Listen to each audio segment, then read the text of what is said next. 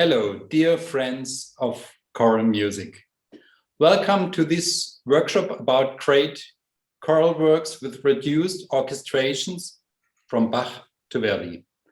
This workshop is presented to you by Carus-Verlag. My name is Johannes Brahms. I'm the CEO of the company. Carus is a German music publisher located in Stuttgart with the main emphasis on choral music. My parents, Waltraud and Günther Graulich, founded Carus almost 50 years ago. My father, Günther, was a choral conductor, as all of you are. He was always looking for a new repertoire for his choir and realized that a lot of wonderful music for choirs was not even published. Some was published, but in poor editions. A few decades ago, the choral music of Mendelssohn and Vivaldi was not fully explored and accessible. Can you imagine? In the meanwhile, Carus did publish a large proportion of European choral music.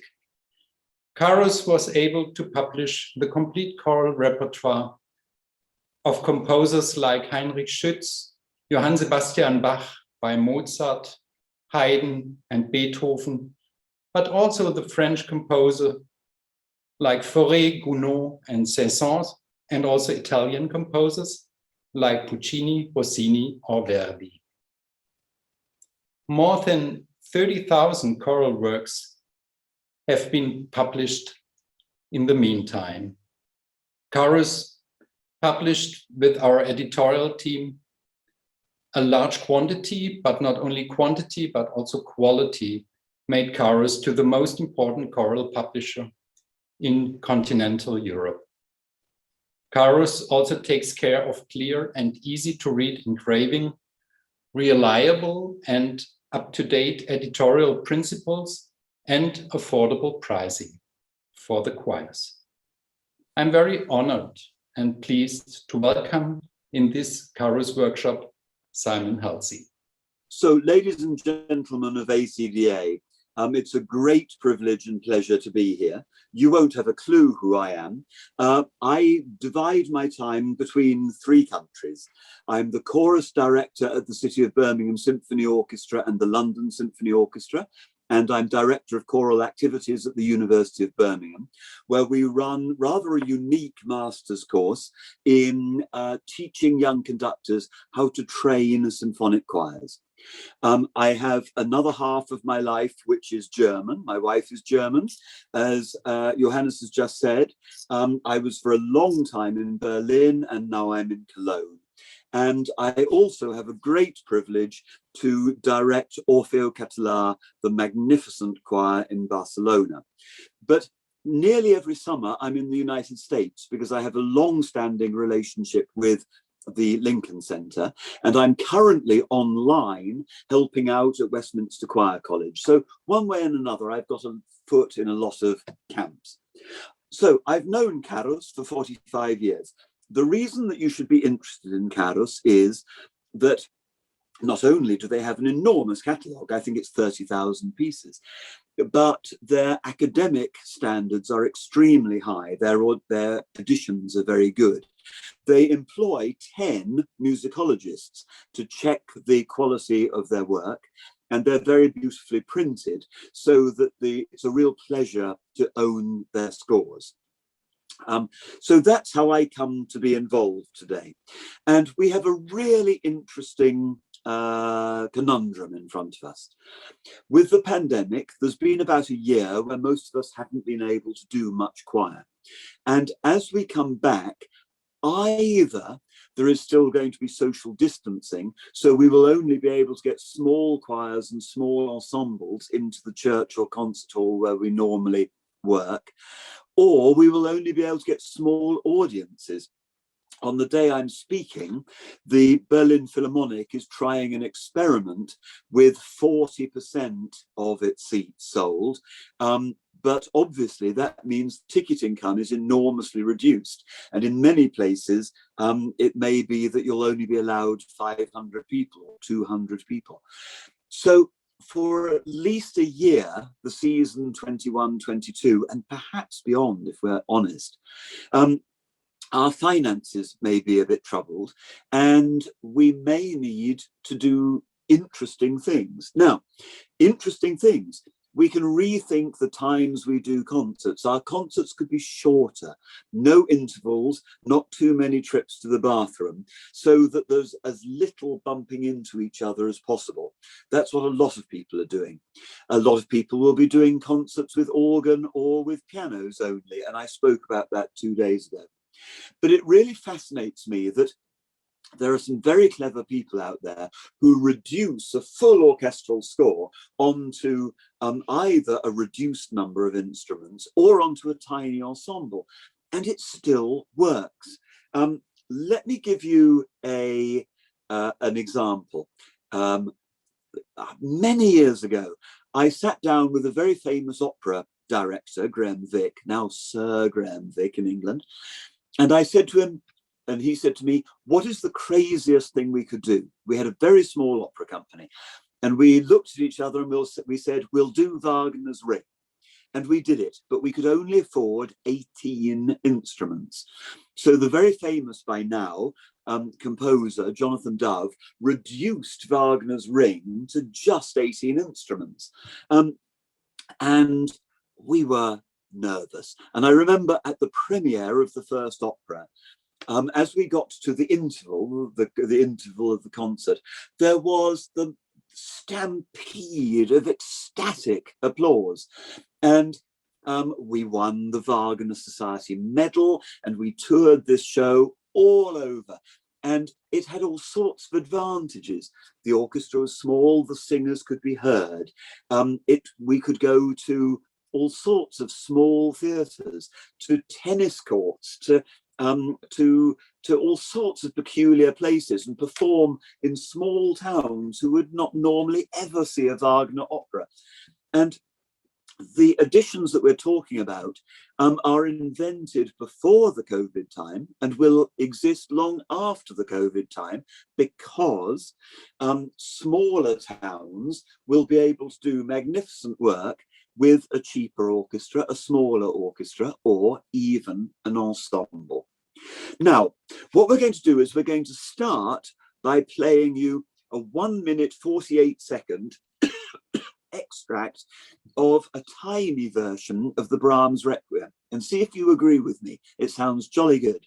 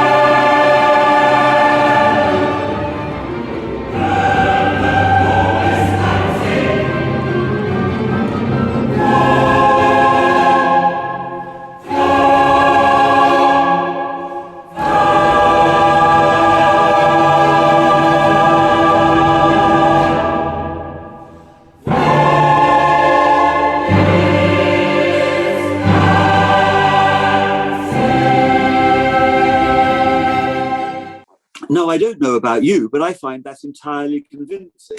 If you counted, there were 11 orchestral players and not even 40 singers, and it sounded magnificent. And let's go back to Brahms.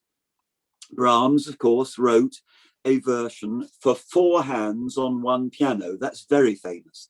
There is also a version of 4 hands on 1 piano plus timpani, because the timpani part is so good. And Brahms's own orchestra wasn't very big. So we know from when he should have visited Cambridge, England, to get a doctorate, and the great violinist and friend of Brahms, Jochen, came instead.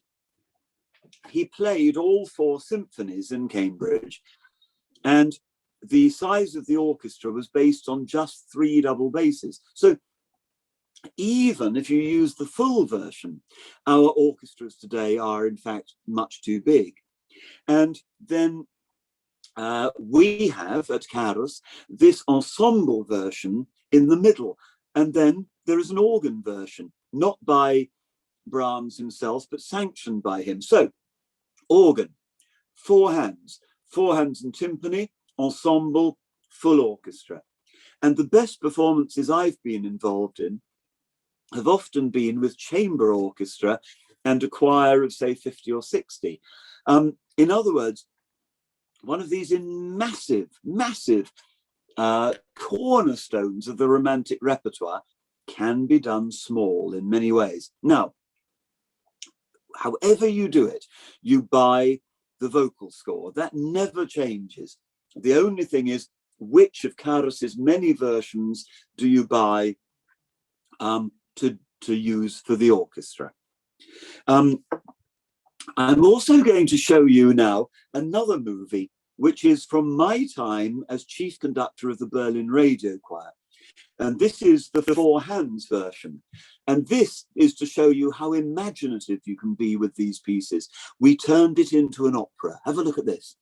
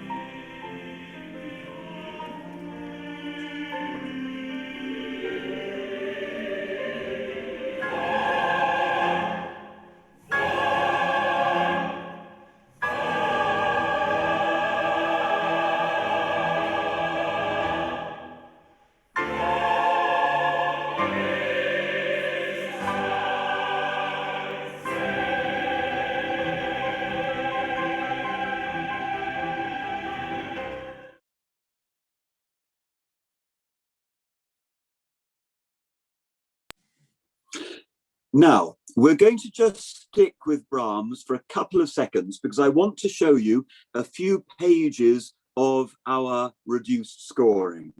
So here are some is a page to look at. There is the title page and the nice notes that come with it. And then what we will be looking, and you see, and here, do you see the right-hand page, page 28? It looks sort of just like the original Brahms does. So the cellos and basses are still going ba-dum, And the string parts are largely the same, and the timpani are the same. There's no organ doubling, but the doubling of the organ was not mandatory. But there are just there's one oboe, one clarinet, one horn. There are no trombones and so on, but all the notes are there, and very many of the colours are there. And I'm going to ask my dear friend Iris to show us the next agreed pages 55 and figure 56. And here, do you see? If you know the Brahms Requiem, everything is here. All the notes are here. So, aber des Herrn Wort, this stuff on the right-hand side is doubled by a group of woodwind and brass instruments, but simply not all of them. And the string parts are the same. So the colours are there. You miss a little bit, but this is a fantastic way of either small choirs or choirs with social distancing or choirs with small, temporarily small budgets to keep doing the main repertoire. Iris, thank you very much. Now, I'm going to move on quickly then to many other pieces. So, Bruckner. Just think about the Bruckner Te Deum. Now, the Bruckner motets exist, many of them for choir and brass. So it makes absolute sense to make a version of the Te Deum for brass quintet and organ. In other words, this is a sound that Bruckner already knew. And what the splendid arranger has done here is reduce full symphony orchestra to a quintet. Now let's have a look at it. The strings at the beginning used to play ya bum bum bum ba dum bum bum ba dum, and that's all in the organ. The horns were always holding the Grundton, the main note through the harmony, and bam bam bam bam bam bam bam bam bam. The melody was always in the brass. Now, it's absolutely true. I can't possibly say that there is no woodwind here, but a fine organ and brass, this is going to be a mighty sound. Let's look, Iris, please, at page 9 for another example. So do you see, we have these great blocks of sound, the women singing Pleni sunt celiet, and the men Pleni sunt celiet. And with 5 instruments, there are sufficient to cover the doubling above the choir parts here and to give the brass colours into the choir while the organ continues to be the string orchestra. And then, Iris, let's move on to page 72 and show our dear colleagues here. Again, do you see there is all the string writing in the strings below, the choir doing what you would expect, and all the fanfares and so on, which used to be on woodwind and brass and now on the brass. So I would say that Bruckner goes extremely easily onto brass and organ. And remember that Bruckner's E minor mass with wind instruments is on a very small scale already, so that a church musician would have been used to these sounds, even though his originals could be huge because he had the opportunity to make them huge. Let's go on to Haydn's creation, an absolute staple for us all. Now, it seems to me, do you see here, version with a reduced wind set? So we still have strings, but there are 2 flutes, 1 oboe, 1 clarinet, 1 bassoon. So we've lost 1 oboe, 1 clarinet, and 2 bassoons. There are 2 horns instead of 4, 1 trumpet instead of 2. There are no trombones and the timpani. So we've reduced this. But if you know what creation looks like, it's all there. It's all there. A great big marvelous first chord with a timpani roll. The string part's the same. The bassoon part is the same. The wind parts are differently distributed. There are fewer rests for them. One of the things that, if you have fewer instruments, they have to work rather hard, but all the colours are there. And HAYDN can be done on almost any scale. Let me tell you a ridiculous story about HAYDN on a big scale. I used to be chorus director to the Academy of Ancient Music and Christopher Hogwood many years ago. And he did a performance in London where we tried to reproduce a performance that HAYDN wanted to do and was booked. And we have all the books of the names of who was going to play and sing. So we reproduced it. HAYDN never did it because he died. But it was for 3 full symphonic orchestras and 2 enormous choirs. And so it had 9 trumpets, 9 trombones, 12 horns, 3 sets of timpani and so on. And it is recorded on Decca and we had to record it from 10 o'clock at night till 1 o'clock in the morning, because it was the only time in London when when enough players were free. So you can supersize these pieces, just like Handel's Messiah in Handel's day was done with 1,000 singers. Or you can reduce them, and they would have often been done extremely small, with very small string sections.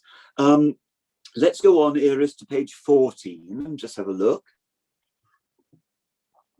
So, and there was light. Now, the cellos and the basses are now to some extent divided, and we've had to put more notes into the string parts. The timpani is still there and the big chords are still there, but there's much less noise. Now, this means, of course, that in quite normal times, you could do creation with, say, 32 in the choir, and with an orchestra of, let's say, 1 double bass, 2 cellos, you'd have to have 2 violas, you could have 3 second violins and 4 first violins, and the small wind set, and you could do it in any normal church. And my whole point about HAYDN, as we go on to page 303, please, Iris, is that HAYDN, that most joyful and believing of composers, will get us through lockdown. As we come back, you know, that marvelous happy music, that fantastic sense of humor, that flourish at the end of his scores, Laus Deo, thanks be to God. You know, we need his humor. And here is the final great chorus of the creation. And again, you can see all the sounds you're expecting are there. They're just differently distributed. Now, one thing that Carus is going to do is they're going to do a reduced version of the St. Matthew Passion by Bach. Now look at this. An arrangement for solos, 2 4-part choirs. Well, that's absolutely normal.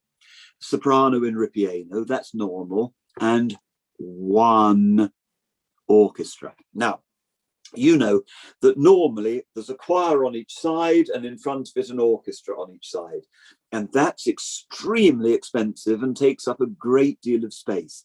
Now, it means this 1 orchestra is going to be very busy, because normally the orchestras alternate. It's either orchestra 1 or orchestra 2. So by reducing the orchestra, and let's look at page 10, please, Iris, you don't lose anything. All the notes, this is the famous first number, all the notes are there, because the string parts used to be played in both orchestras doubled. Well, you lose one set of players playing the same notes. And if you look up into the woodwind instruments in bar 26, yadadum, 1, 2, yadadum, that used to be in one orchestra, whereas the rest of it was in the other. So you can conflate the 2 orchestras into one.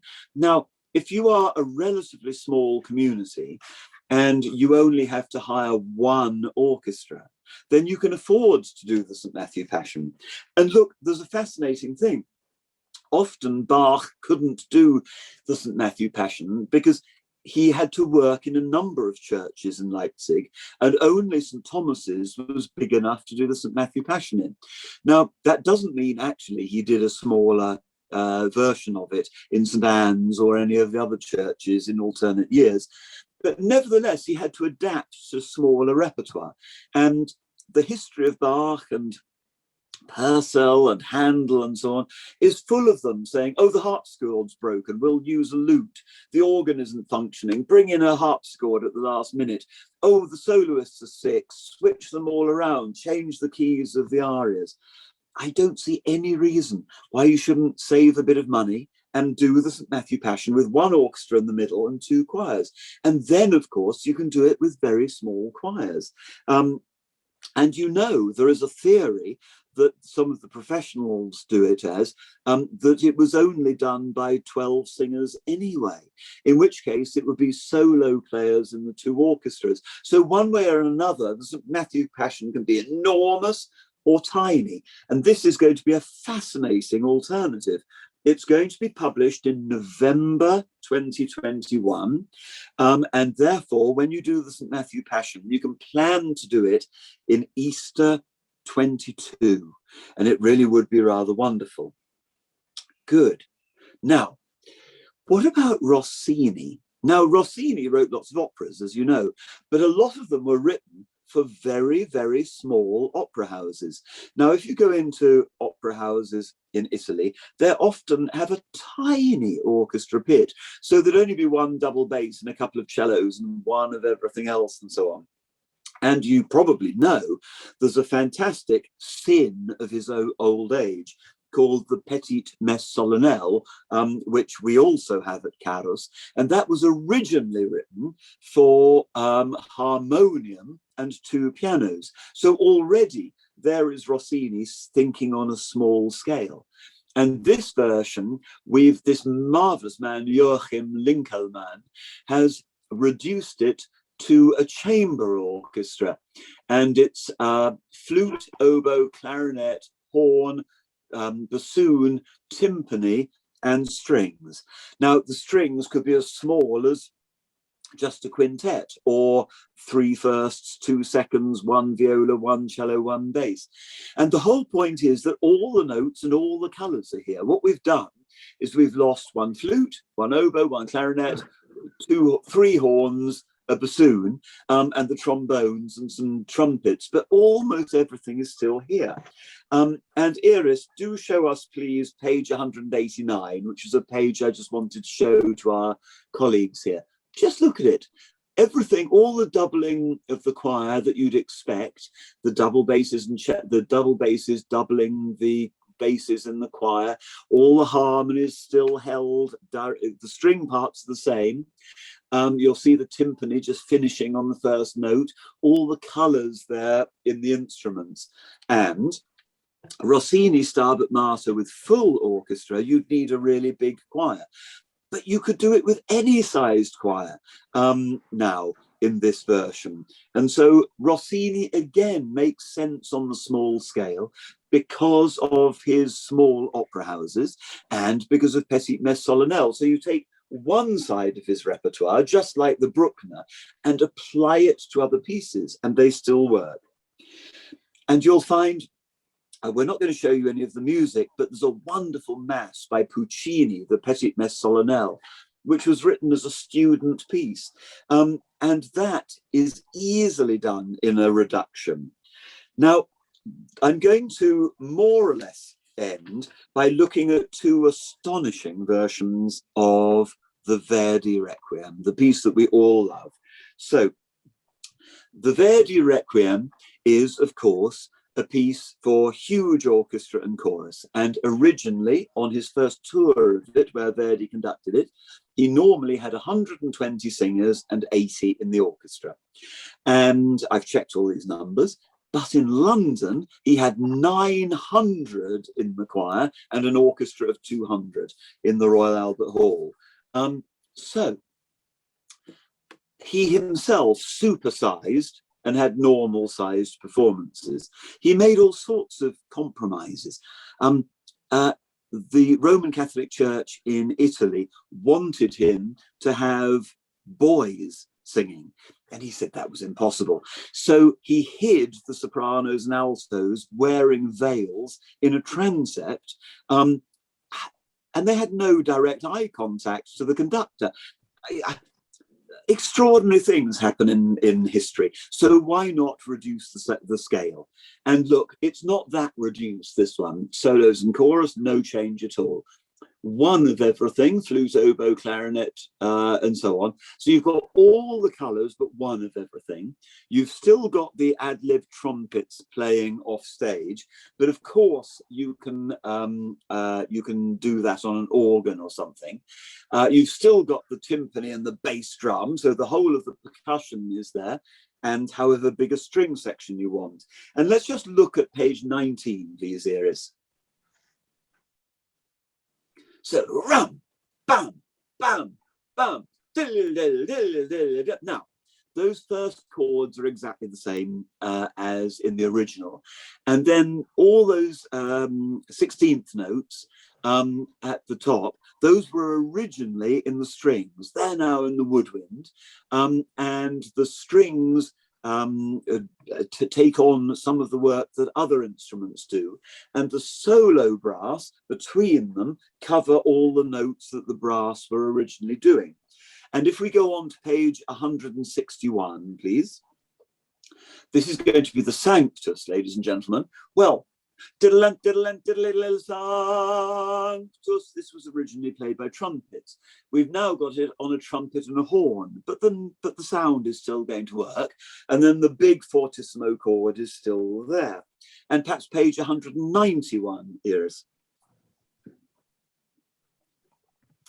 Now, again, all I really wanted to show you is that all the sounds that you're used to, they're all there. So the strings, those very high string parts in the violins, all that's the same. The lower string parts are the same. The sostenuto has been shared out by dividing the violas and the cellos. But otherwise, ladies and gentlemen, it's all there. But the thing that delights me more than anything else with my dear colleagues at Carus is that they've done the most eccentric thing. Iris, let's move on to the ensemble version of the Verdi Requiem. Now, look at this, ladies and gentlemen. It's written only for horn, timpani, bass drum, marimba, piano, and a double bass. Now, this is really eccentric, but I've done lots of things like this. Lots of touring operas are reduced to a group like this. The major opera houses send out operas to tour highlands and islands, small communities and so on. I have conducted at least 20 operas with no more instruments than that. Now, with the piano, it would be boring. With four hands, it wouldn't be that interesting. Put in all the percussion, put in a string sound, put in some other sounds. And what you've basically got is the sort of sounds that you get if you visit continental Europe and hear bands in Hungary or in Italy playing in cafes and so on. And why not? Now let's have a look at the pictures, at the pages. Here's page 20, here is. Now, chum, chum, chum, chum, it's all in the piano. Now, in all your rehearsals, the piano plays that, and the timpani is doing the same timpani part they do in the original, and the horn is helping out, but playing all the fanfares. The pianist is extremely busy. The double bass player would have to be absolutely fantastic. Let's go on to the next page, page 117, I think we thought. Here's the Sanctus on the marimba and the piano. I would really love to do this. Diddlum, diddlum, diddle, Sanctus, diddlum, diddlum. Now, this version could be done in any parish church. And you would only have to find some very fine players from your local symphony or your local university. But just imagine a student performance, for example, where you wouldn't kill the voices of your young singers, but they could get to know this masterwork. And finally, page 153, please, Iris. Again, you'll see things like rump, bump, at the bottom used to be on 4 bassoons, but it's on marimba and horn. I am just so unbelievably charmed by this, and I think you all also ought to be. Now, we're not going to, I'm going to speak for another final 5 minutes, and I'm just going to point out, without the help of iris and notes, that we also have small-scale versions of Elijah, even of Beethoven's Missa Solemnis.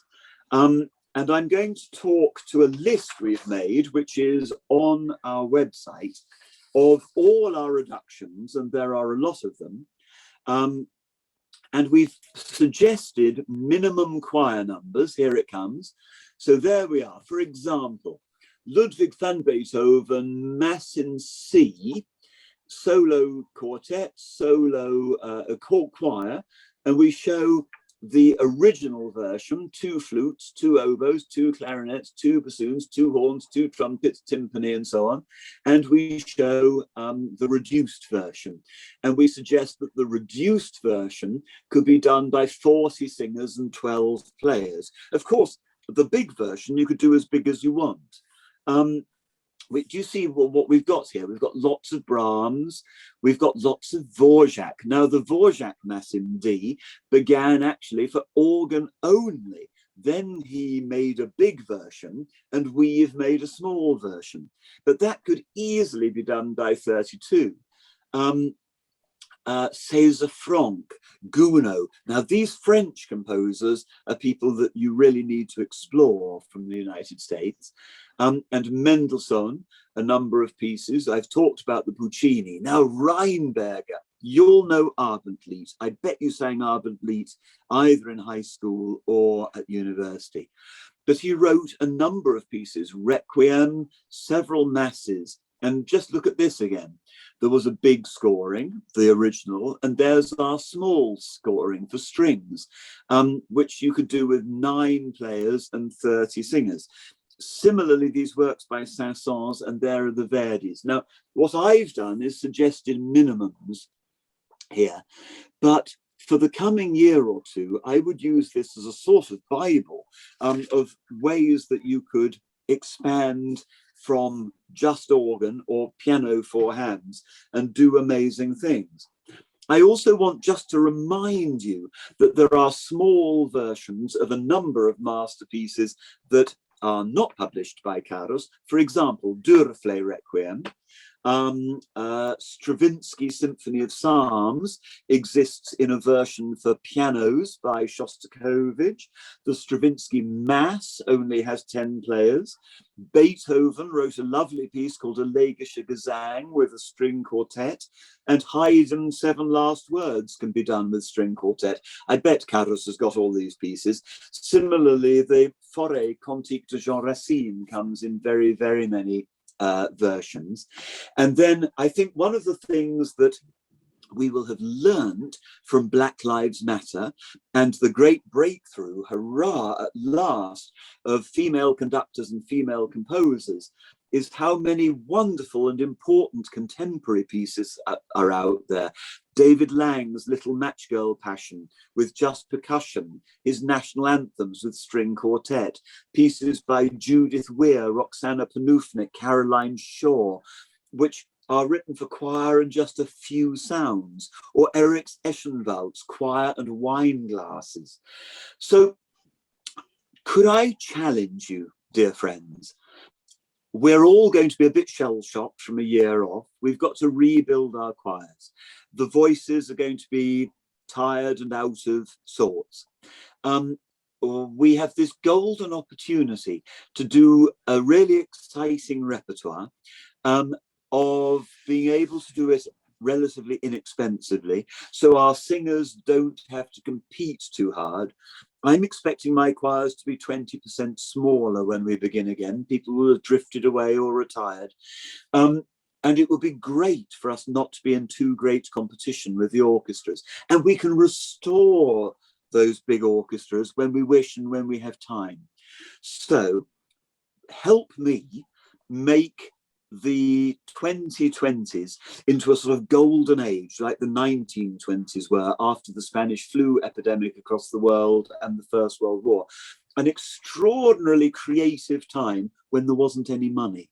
And yet the ideas flowed and the inspiration flowed. And your choirs are going to be so pleased to come back to you and to begin to work again. And they're probably going to sound awful to start off with. But let's use all these ideas to get them going as quickly as possible.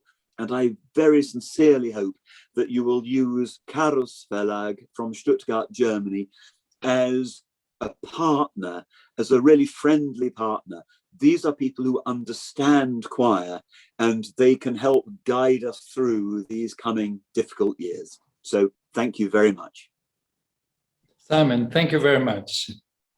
There's one single thing I want to add to your presentation. One rule we had with all these arrangements where we didn't change one single note for the singers. So all the vocal parts are actually the same as you all know. Simon, thank you very much, and have a good ACDA, all of you.